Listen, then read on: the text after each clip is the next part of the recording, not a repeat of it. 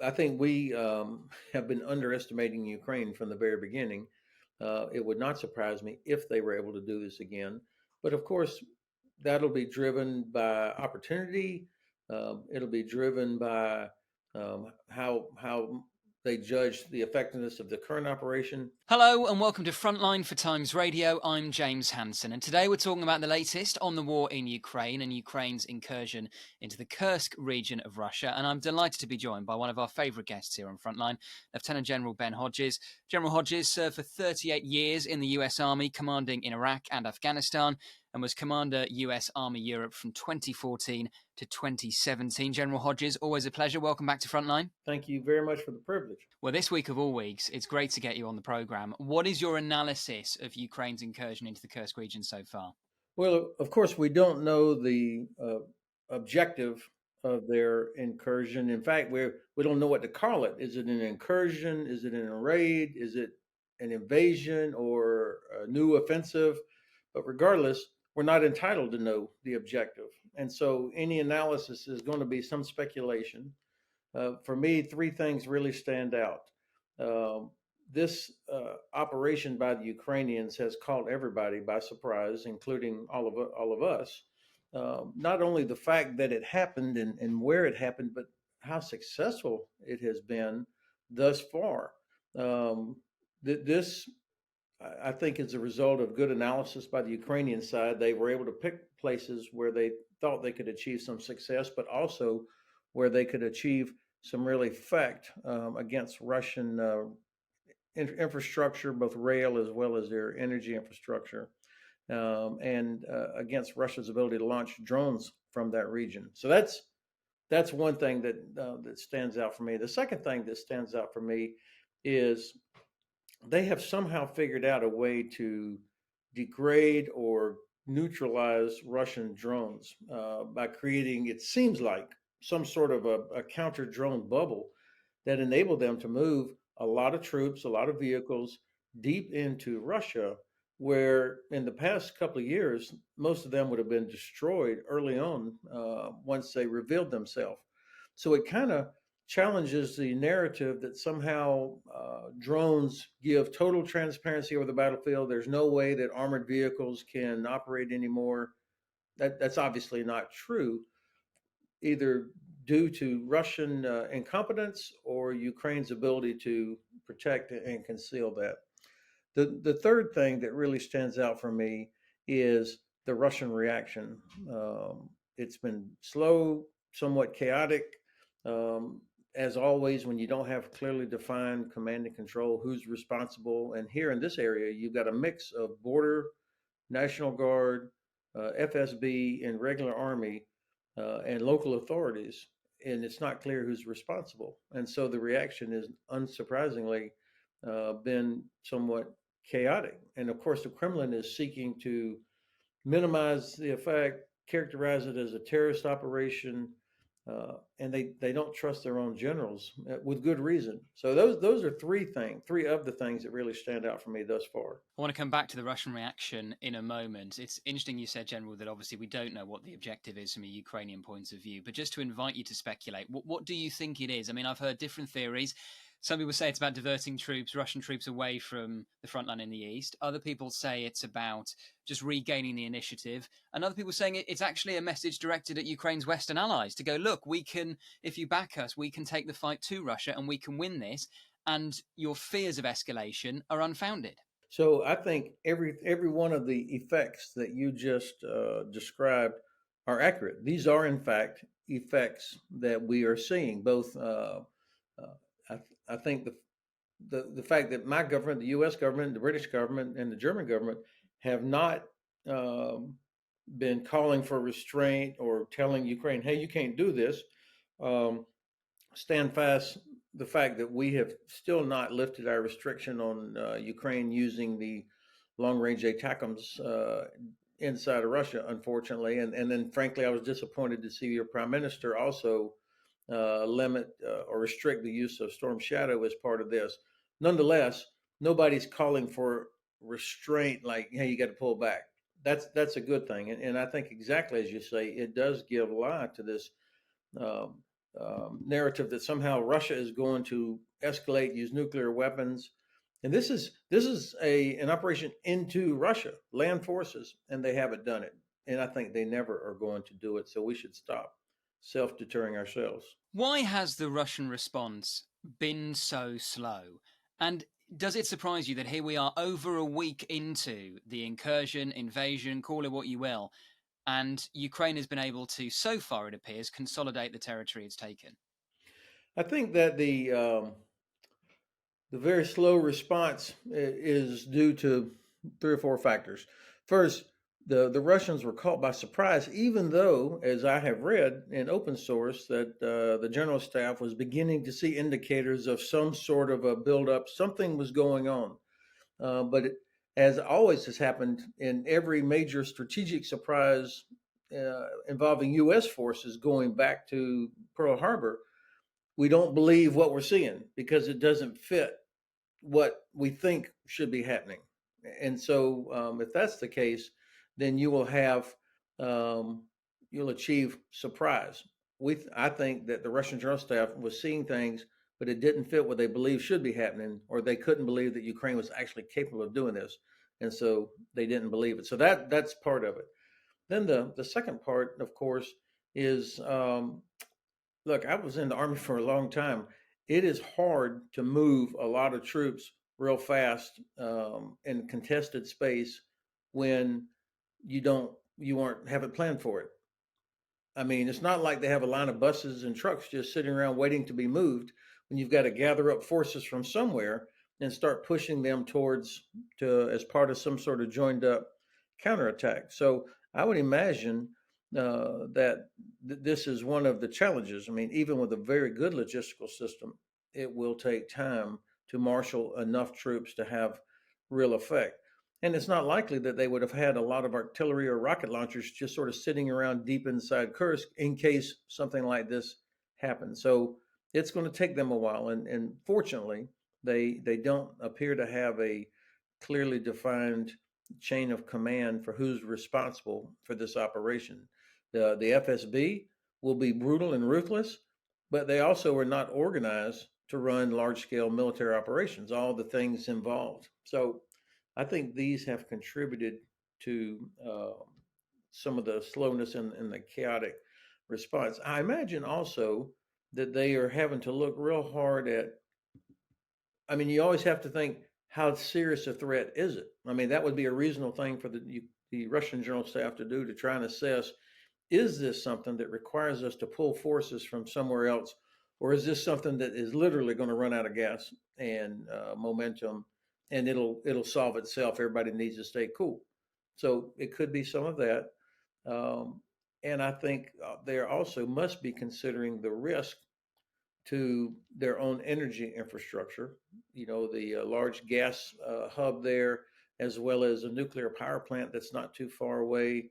Um, they will have to take this into consideration as they plan whatever sort of response they're going to launch. When you're on defense, General, how much does the quality of your troops matter? A lot has been made of the fact that some of the people fighting on the front line in Ukraine for Russia are convicts, are migrants, they're poorly trained, they're being fed into Putin's meat grinder. I suppose you can get away with that when you're on offensive operations. When you're defending territory, does that matter more, the quality of your troops? Well, that's an interesting question. I don't know that I would divide or separate quality between offense and defense.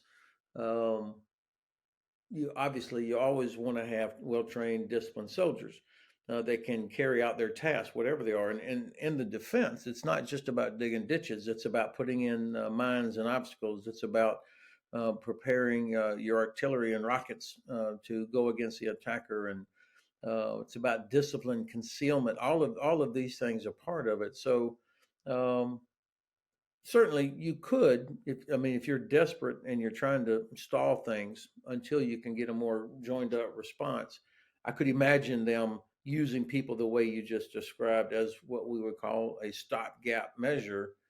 um, Over time, it's really going to matter, are the Ukrainians, what's really going to matter is, are the Ukrainians able to maintain the momentum and to coordinate their artillery and drones and ground operations? Yeah, what do you think we will see from Ukraine in the coming weeks? It appears as if the pace of the advance into Russia has slowed significantly in recent days. Will their priority be to consolidate the land they're taken, or do you think it's feasible they may drive further into Russia?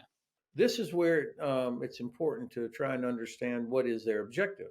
If the objective was just to deliver a blow, humiliate the Kremlin, demonstrate that they still have capability in all these other things, and to cause disruption, then they may say in another 3 or 4 days, okay, we've done what we wanted, and now we're going to conduct a withdrawal back to where they were before. Um, I don't know that they intend to hold this terrain for an extended period of time. That would require extensive engineering operations. I think this is probably where they're judging: are they achieving the effects that they wanted to achieve, whether it was to draw off forces from somewhere else. That's what will drive, I think, their analysis of how long to stay, what comes next. Of course, some people have speculated that this is about uh, preparation for future negotiations. That they're going to hold this and say, okay, what part of the settlement will be, we will withdraw from Kursk when you withdraw from Donbass, for example. Just to bring you some breaking news we've had as we've been filming, General. President Zelensky says that Kyiv's troops have now captured the Russian town of Sudzha in the Kursk region. It's the largest that Ukraine has claimed control over so far, had a pre-war population of over 5,000 people. So the largest so far, but it's still a relatively small town, but significant nonetheless. And I suppose that plays into the point you make there about whether this is designed to strengthen Ukraine's negotiating hand in any possible future peace talks. What is your reading on that? So I believe that Suja is where this massive gas hub is located in that region there, and so I would imagine most of the people that work at that gas hub are in that region. So this could have, depending on how the Ukrainians play this, economic impact. A lot of the gas that goes into the EU passes through here. Um, so obviously I'm not an expert on this aspect of things, but this will be a part of the calculation by the Ukrainians. What did they do there, as well as on the Russian side? And how will you, I suppose, again, this does depend on what Ukraine's objective is, but how will Ukraine judge the success of this operation? If they're able to hold this territory for a month, is that a success? If they lost the territory they'd captured tomorrow, is it still a success because of the message it sends to the Kremlin?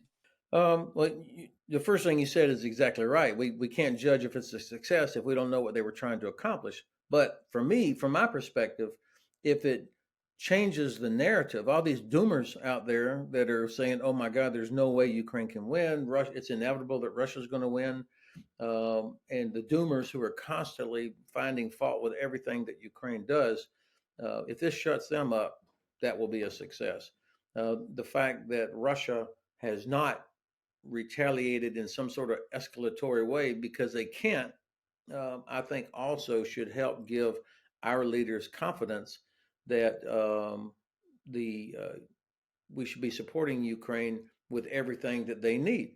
I mean, if it's true, and I think it is, if it's true that tanks provided by Germany and UK and other armored vehicles are actually involved in this operation. Obviously, these are Ukrainian armored vehicles, but there were people who were wetting themselves at the idea that a German Leopard or a British Challenger might be cause for escalation. I mean, it's ridiculous thinking, but that's how some people were thinking about this. Hopefully, this will change that narrative. And then finally, um, the idea that now that everybody has drones, it's impossible to conceal anything. It's impossible to move ground forces. That's just not true. I mean, from the history of warfare, over 3,000 years, I think Michael Clark told somebody yesterday, hey, read a book. There's 3,000 years of military history out there.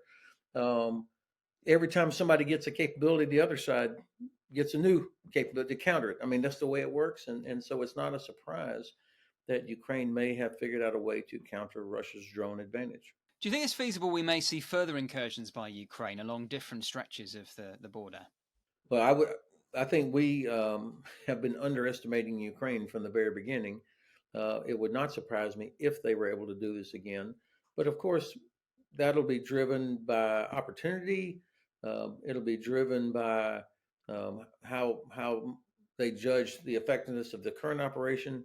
You know, if you think back to what their grandfathers were doing during the Second World War on the Eastern Front, Soviets and the German Wehrmacht, both sides on these huge fronts, it was not uncommon that somebody would launch a successful attack that would penetrate the so-called line, and the best units were not bothered by this. In fact, they would see these as opportunity. So I think it'll be interesting to watch and see, do the Russians, are they capable of mustering forces that could see opportunity here and um, destroy this penetration, which is what their grandfathers would have done, or do the Ukrainians see opportunity to do this again in another place?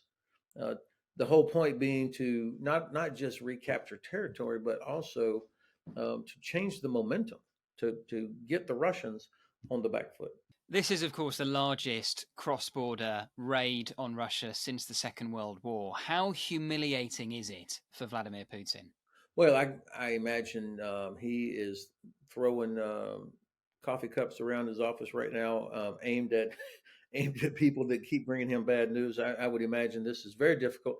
Of course, what I've never been able to truly discern is how do the Russian people see all this. I mean, they how they get information is pretty controlled. Um, but if you've got what appears to be over 100,000 Russian civilians from the Kursk area are on the move now, you know, as they begin to talk about what's happening, you know, that inevitably will get to the population in Moscow, either because of relatives or however it gets there. And so we'll see what sort of impact that has. I think for me, one of the most important uh, effects of this is Ukraine is now attacking airfields that are deeper inside Russia. So in other words, they've moved their line much further forward where even if they're using weapons of their own, they're able to attack airfields from which the Russians were launching attacks against Ukrainian cities. I think yesterday or the day before was supposedly the largest drone swarm of drones on any airfields of the war.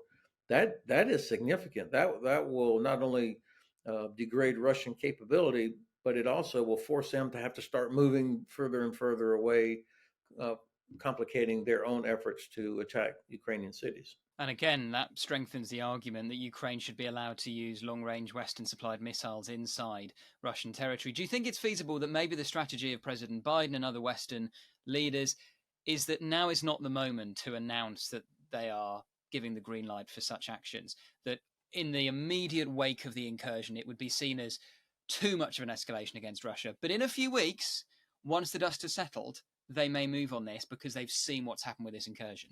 Well, James, you and I have talked about this several times. How frustrating it is that my government and your government have not complete, and the German government have not committed to doing everything required to help Ukraine actually win.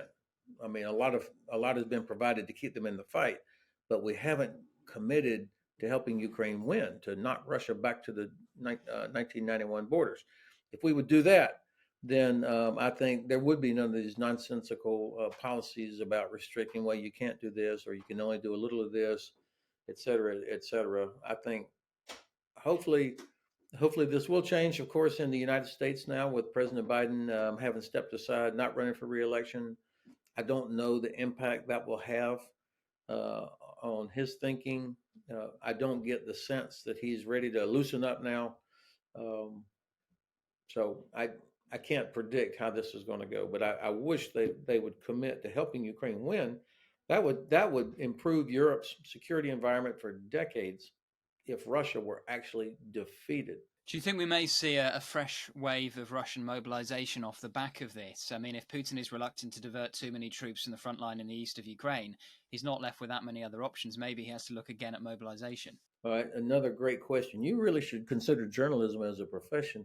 Um, the um, it seems to me that the Kremlin has been holding off this kind of mobilization that you described because of the message that would send to the public. And I think the Kremlin is very sensitive to what the public thinks and does and how they might react, and how his oligarchs, so people who actually keep him in power, how they would react to that.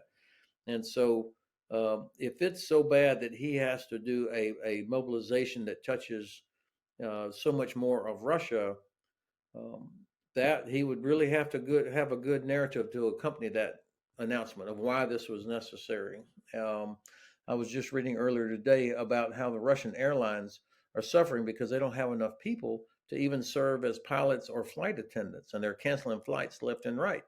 Well, no, not a surprise. They have their infrastructure has been disrupted. They're pulling people out of factories to go to the front line. So at some point, even Russia, I mean, has a limit on their manpower. And as you say, that's where the political risk comes for Putin, because I think I'm right in saying under Russian law, you can't use conscripts abroad, so they wouldn't be able to use conscripts in Ukraine, but they could use them to defend Russian territory. But if you've got, say, the young sons of middle class people in Moscow and St. Petersburg fighting and dying on the front line to protect areas such as Kursk, politically, that's a huge risk for Putin. Yes, I would agree with you, and I believe they have so far managed to avoid pulling too many recruits out of the St. Petersburg and Moscow metropolitan regions. They've Because they didn't want to do that. They don't want to have funerals, going through town there. So at some point they'll have to make a decision, and of course the Ukrainians will be completely alive to this of what the impact is, and how that's playing out inside of Russia. And I think that will affect Ukraine's own processes. Now, in that same vein, of course, Ukraine still has a problem that they have not fully solved yet, and that's their own manning situation. They don't have a people problem. They got millions of military age women and men, but they still don't have the what we would call the institutional army, the recruiting and training base required, and they don't have a confidence of enough people that would be willing to allow their son or daughter or brother to actually join the army. They don't have that confidence yet. So hopefully that will change after this. Just a couple of questions to finish off, General. First of all, we should say, of course, the F-16s have now been delivered to Ukraine, the first tranche of F-16s. How big a difference do you think they'll make? I think it will take time for us to really know how much impact it's going to have. Every infantry soldier loves air power. We love knowing that there's friendly aircraft overhead that are keeping the enemy away from us, as well as helping with support for ground operations, and going after the enemy's artillery and rockets in the rear and destroying their logistics. All of these things will have great effect in support of Ukrainian ground forces. But I think Ukraine will likely be very uh, careful in how they build up confidence and experience with what they have. The Russians, of course, will be looking for the airfields, will be looking to knock these things down. So it's going to take time to build up the experience necessary, both in terms of their pilots and their ground support, to keep airplanes in the sky. It's whatever it is, it's going to be better than what they had before. I just don't know how much better. And just finally, what are the key things that you will be monitoring in the next week or so as we track the progress of this operation in Kursk? Well, I think the three things that we've talked about is Ukraine's ability to maintain momentum. Be looking for the buildup, digging in of fortifications, the logistical buildup. Are they able to sustain what they have done so far? Trying to judge that. Watching the Russian reaction to this.